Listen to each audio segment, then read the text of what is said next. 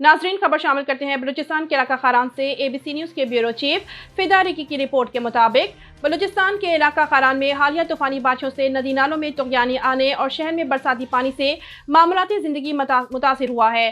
शहर के करीबी नदी कला के पानी से न्यू बस अड्डा और आसपास के इलाका ज़ेरे आब आ गए हैं, जहां लोगों के चार दीवारियां और मकानात शदीद मुतासिर हुए हैं।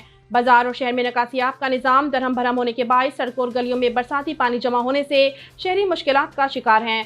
खारान से रुकने सूबाई असम्बली मीर शुएब नौशरवानी की हिदायत पर इंतजामी और म्यूनसिपल कमेटी कौंसलरान ने मुतासिर इलाकों का दौरा किया और रेस्क्यू कामों की निगरानी कर रहे हैं।